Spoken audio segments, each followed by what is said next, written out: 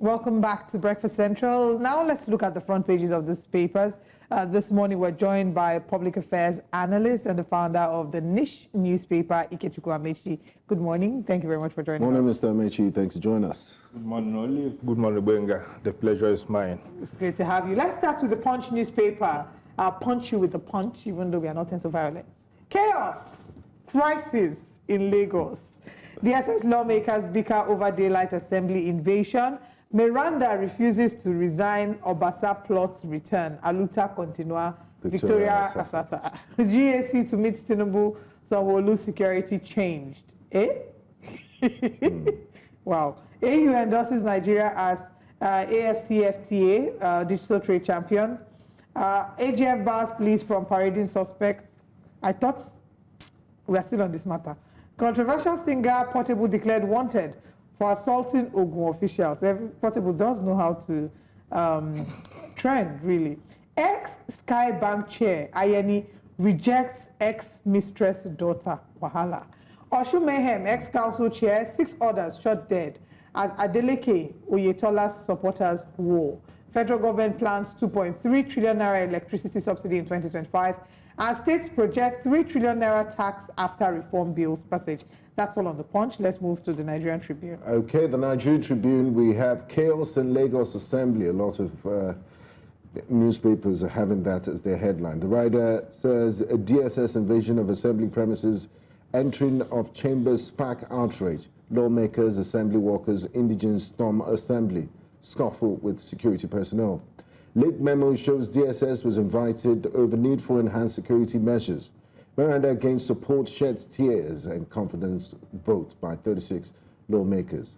Power outage, UCH resident doctors threaten indefinite strike. I thought power has been restored to UCH. Apparently, the drama there is not over. AU endorses Nigeria as digital trade champion. UBA Group champions peace in Africa with landmark $500,000 donation for the AU Peace Fund. Bloodshed in Osun. 6 feared dead as PDP APC supporters clash over control of local government secretaries. Very sad news there. And commission in 2023 and non-functional. Pathetic story of 100-bed mother childcare hospital in Ibadan. And there's also another headline from the Nigerian Tribune. Court restrains CB and others from withholding Kano local government allocation. And finally, Senate leader leads Ekiti Central Senatorial District to endorse Oyebanji for 2nd term. All right, let's now move to the Daily Trust newspaper. Saudi firm threatens to sue Hajj Commission over contract breach. Okay, I thought we were taking the Daily Trust. Let's take the Nation now. On the front page of the Nation, inflation drops from 24.48% in expected NBS January figures. It'll be interesting to find out, the reasons why inflation has dropped. And I haven't felt it. I think so. I think it is because of Tinubunomics. That's why inflation has dropped. What has dropped? Nothing has dropped. You know your spending. Nothing, no. Exactly. Nothing at So all. I wonder, MBS needs to explain this drop, this 24% drop. They need to explain it. In fact, my landlord last year told me that they will increase my rent this year if things get better. I hope my landlord is watching this TV show and seeing the news and seeing that things haven't gotten better, so he will not increase my rent. Or the Nation will explain instead of MBS, because it is the Nation that is saying expected MBS January figures. Okay. So the Nation should you're right. explain. Exactly, because MBS hasn't said it, but they anticipate.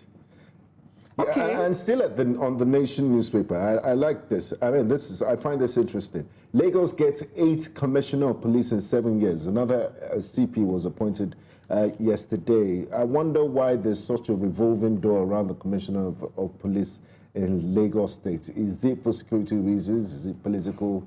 Who knows? Maybe Mr. Amaechi can tell us more about it. Okay, he will come back to tell us more about it, but let me just run through the other stories. Investors scramble for Nigeria's assets. Economy peaks on liquidity.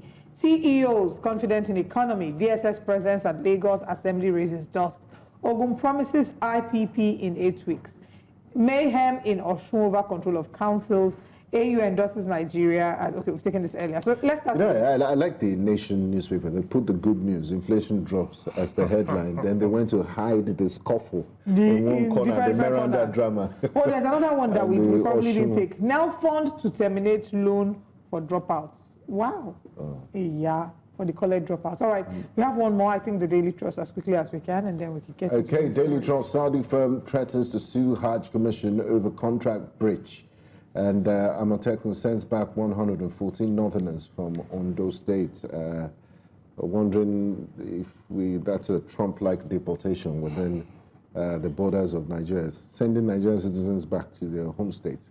Now, despite court ban, VIO returns to Abuja roads. I mean, it sounds like deja vu. We've heard this before. They're always banning VIOs, but we're always seeing them on the roads. They have a way of just returning or not following court orders. Lagos Assembly adjourns indefinitely to move to remove Speaker Heitens. They can't adjourn indefinitely. There are serious issues of governance that needs to be addressed by the Assembly. They can't just decide to close because of leadership tussle and drama. The electorates expect better.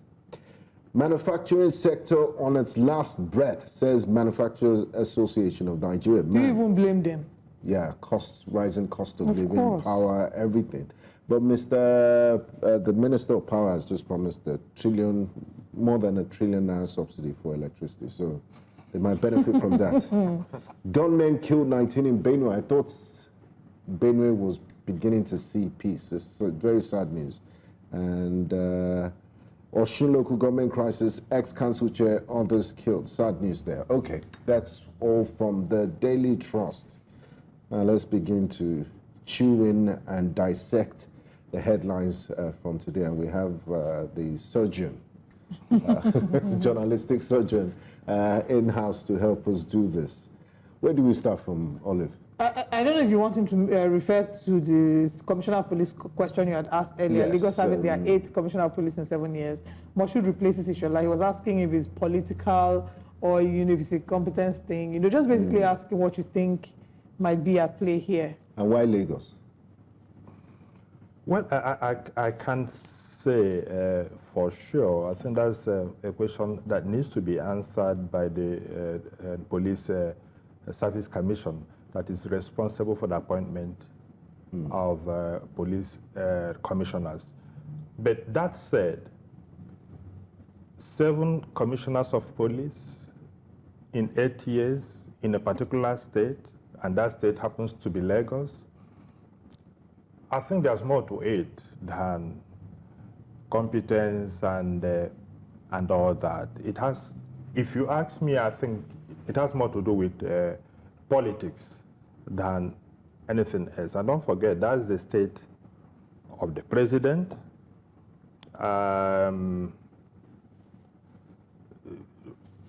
Before anybody is appointed Commissioner of Police for Lagos State, I think the president should know, and it has more to do with politics than all others. In any case, why must you appoint people? Is it only when you deploy them to Lagos that you find out that they are incompetent and you have to change them barely 1 year down the road? It doesn't make sense. So I don't know why they are changing them. Perhaps they are looking for people who will do their bidding. And again, considering that Moshood Jimoh, the new commissioner of police, don't forget, Moshood Jimoh was also the police public relations officer. The appointment was announced yesterday at the heat of the Lagos State Assembly drama. Yes, some people are linking it to the drama in the Lagos State House of Assembly yesterday. Whether it was premeditated or just and coincidence, we don't know. And how his appointment will be different from all the others, or more impactful from what others have done, and that led to their removal barely 1 year down the road, remains to be seen. But I want to believe that it is more political than any other thing. Okay, let's move away from the CP story and talk about the pink elephant in the room that a number of these papers have put in the smaller corners. We'll still come to the inflation one, but let's talk about Osun. What's happening in Osun State? What happened in Osun State yesterday is a very bad reflection of where our so-called democracy is. I've always argued here that what we have is far from democracy. What we have here is the rule of strong men, not the rule of law. The strong men get, the might is always right in what we characterize as democracy in this country since 1999. Now, what happened in Osun State yesterday is very unfortunate. And don't forget, at least 6 people were killed, including a former local government chairman. And those people have died for nothing. If you ask me, they have died for nothing. My goodness. Because, look, what is it all about? Before yesterday, I think over the weekend, the Osun State Governor, Adeleke, released a statement where he was asking the president, Bola Tinubu, to call his nephew, and he was very particular, to call his nephew, who was his predecessor, Oyetola, the present Minister of Marine Economy, to call him to order that Oyetola was trying to instigate crisis in Osun State. Hold that thought. We'll come back to expand further on that. Let's quickly take this call from Chude, calling from Lagos. Good morning. Yeah, good morning. Please go ahead. Thanks for calling. And good morning to all of you in the studio. Good morning. I listened to the newspaper review and what you're discussing. My worry is this. I want to ask a question. My worry is this.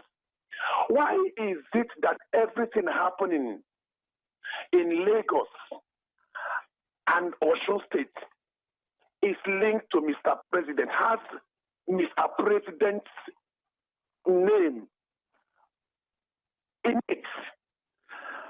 Is Mr. President operating in Osun State? Is Mr. President operating in Lagos State? Now we are hearing his cousin, Benga Yetola, whatever, his cousin is causing problem in Osun State. What kind of democracy is Nigeria practicing? I want to know.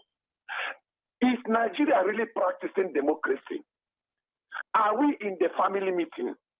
Nigeria, are we in a family meeting where everything goes? Look at what happened in Lagos State House of Assembly.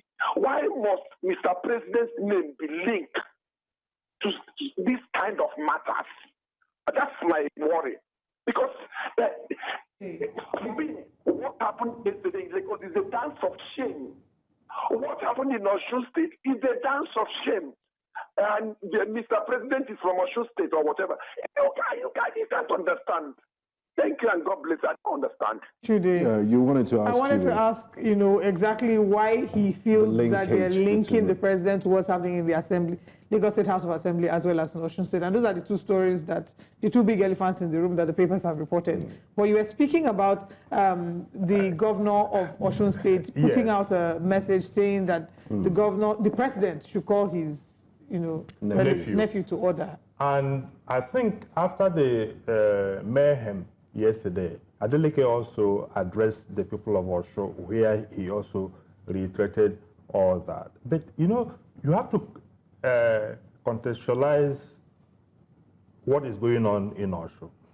And that also speaks to what I referred to earlier as the lack of democracy in Nigeria. Now, governors take it upon themselves. We continue complaining about INEC not conducting elections as they ought to be conducted. But it is even worse when it is that of the state electoral commissions. Because, look, the governors, at least at the center, there is that pretense that those that are being appointed, INEC chairmen are political, they are this, they are that, even when we know that they more or less defer to the whims and caprices of the man who is sitting down there as the president. But at the local, at the state level, that pretense is not even there. They are obviously partisan. Those who are appointed state independent electoral commission chairmen are people who are overtly partisan. So, and of course they conduct elections, which is why almost 99.9% the government in power in the state wins all like what happened in Katsina over the weekend. All the chairman, all the chairmanship seats and all the councillorship seats. Then, all of a sudden, there's a new election and there's a change of guard. A new governor comes in, and the first thing he does, because he knows that those people are loyal to the man who was there before, he tries to dissolve the local government Will it take council. a review of the Constitution to address this anomaly? All right, before you respond to that, let's hear from Benjamin calling from Port Harcourt. Good morning, Benjamin. Benjamin, please turn down the volume of your TV set and go on with your comment. I want to contribute for... Go ahead, please. What I wanted to say, are you hearing me? Yes. Are you hearing me? Yes, we are. Please go ahead. Okay. You see, there's an adage that says that whosoever that breaketh the hedge. Are you hearing me? Benjamin, please go ahead. That whosoever that breaketh the hedge, a serpent will bite. Are you with me? Benjamin, just keep talking. We can hear you, please. Because we have 30 seconds for your call to end. The man that is saying has to say it to president. The man who said that that we are electing president, is he not the president in the head of state?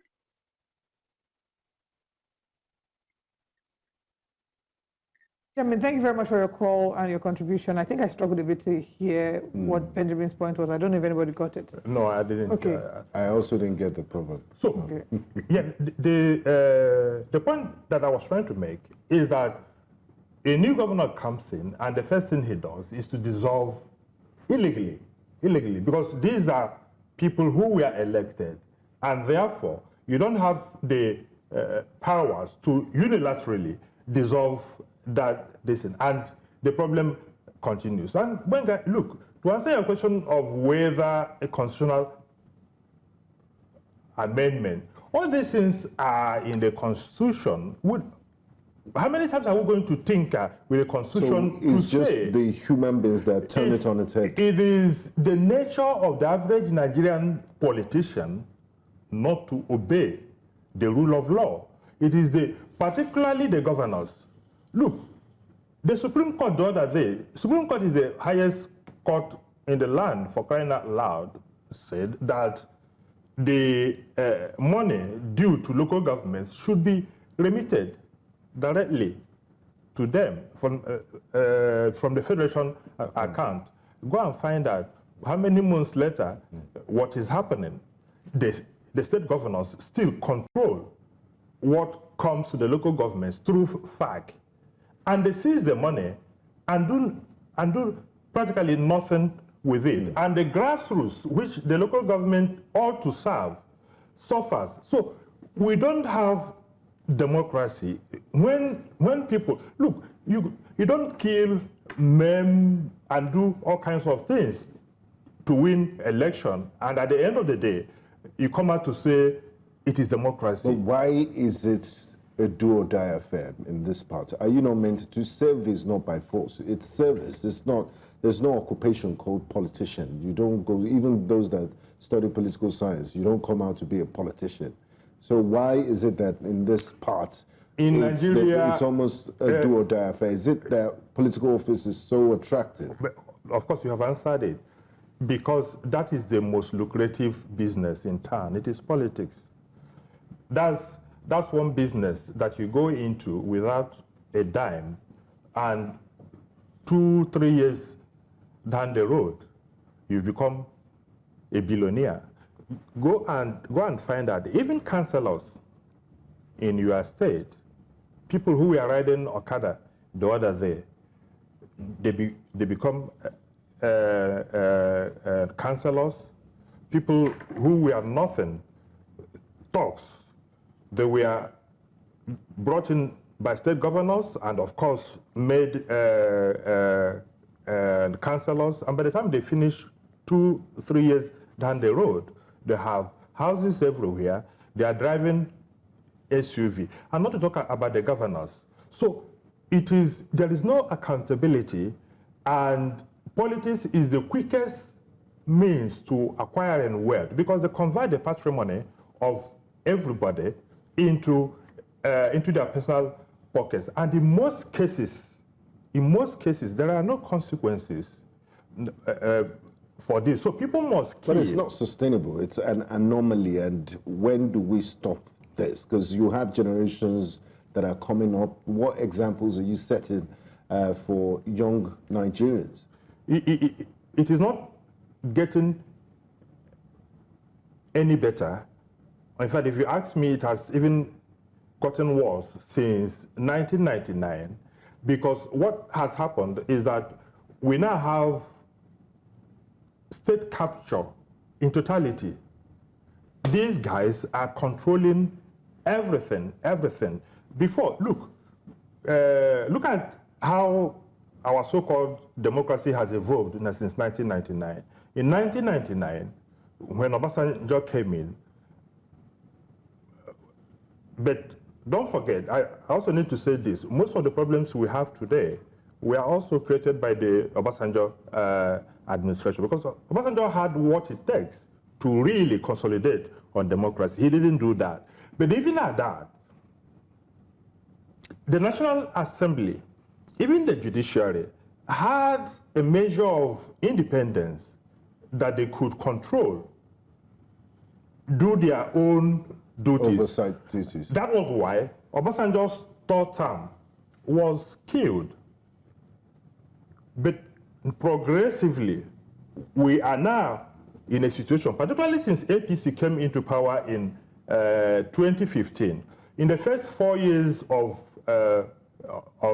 Buhari, we had Bukola Saraki that was the Senate president and somehow acted as a check and balance on the exercise of the executive that was led by Buhari. But of course, during Buhari's second term, they made sure he didn't even win a re-election. And Ahmad Lawan took over. Since then, we've never had a National Assembly. It is even worse today. What do you expect when the Senate President is leading chants of "on your mandate we shall stand"? That is what I'm saying. That's what I'm saying, that the executive has conquered. It is total state capture, whether it is the judiciary, whether it is, there is only one power in the Nigerian state today, and that power is the President of the Federal Republic of Nigeria. Any other person who is talking is pretending. I thought you were going to say all power belongs to God. And we have Chinwe Ugele, who's a correspondent in Imo State. We want to bring you updates regarding the state of rest or unrest in Imo State. Good morning, Chinwe Ugele. What exactly is the situation in Imo State this morning? Good morning. Good morning, Chinwe. I am in Orodo, in the local government area of Imo State. I can say that people are actually going about their normal businesses. But then I have someone who will help us understand what the situation is like here, whether there is unrest, as people say, or people are actually, having a secure moment. Okay, sir, I have here with me Mr. Ikechukwu Amaechi. Sir, can you come closer, please, and face the camera? What's your name? Okay, so why can you go to Ubudadi and when security can when the back on it?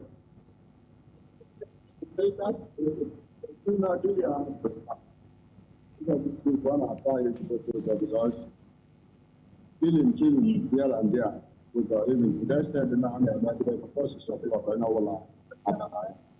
Yeah, we people appreciate it and then I am bagging I try to room actually after I pass. I mean, I camera person. I put you in the future now. I will now move forward. I stand by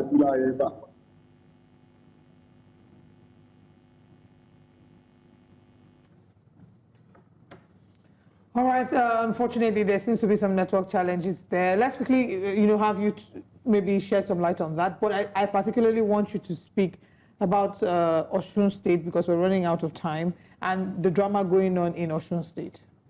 It is, well, I don't know about the... I mean, you've been speaking about it. What I wanted to ask, maybe I should narrow it down. Yeah. What I wanted to ask is, do you see an end in sight? Or is this going to be just, another of the political dramas that we have? Do you see the local government elections happening? Do you see an end in sight to the violence? And, how do you maybe suggest that this can be resolved? What is going on in Osun State has nothing to do with the man on the street. It's a power struggle between the incumbent governor and his predecessor. Unfortunately, the predecessor, because of his closeness to the President of the Federal Republic of Nigeria, seems to be in control of the security apparatus in Osun State. So I see a situation, unless the President now steps in, which is unfortunate, because we can't... He has his own responsibilities. Yeah. Exactly. We can't be everywhere the President must come in. All these things, people are simply playing politics with the lives of fellow citizens. And it has nothing to do. Nigeria is not getting any better. It is also the thing that is happening in Lagos State House of Assembly. I think that somebody joked yesterday that it seems we have gone back to the wild, wild west era of the 1960s.